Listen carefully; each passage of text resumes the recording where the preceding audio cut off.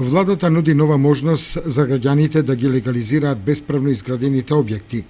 На последната седница изготви измени на законот со кој се предлага продолжување на рокот за комплетирање на поднесената документација, како и нов рок за поднесување барања за легализација на диво изградените објекти.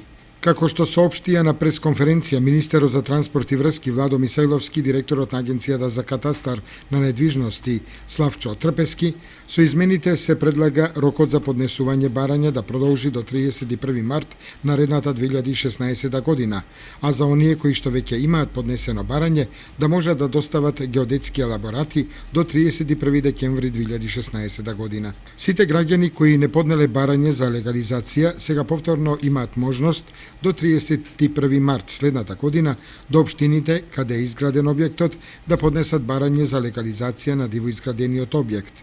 Услов е објектот што е предмет на легализација да е изграден заклучно со 3 март 2011 година.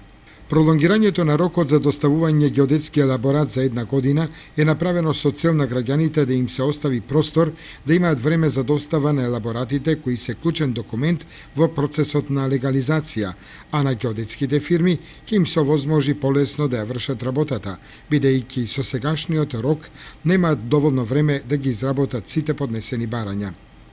Правичниот рок за доставување на геодетските елаборати истекуваше на 31 декември оваа година. Во Министерството очекуваат голем број нови барања за легализација на дивоградби. Измените даваат и можност за легализација на бесправните објекти што се изградени на приватно земјиште, како што истакна Мисајловски и Трпевски. Ова значи дека со стапувањето во сила на овој закон, сопственикот на диво изградениот објект ќе може да го легализира објектот на земјиштето што е во туѓа сопственост, односно друга приватна сопственост, доколку во моментот на изградбата на објектот земјиштето било во сопственост на Република Македонија.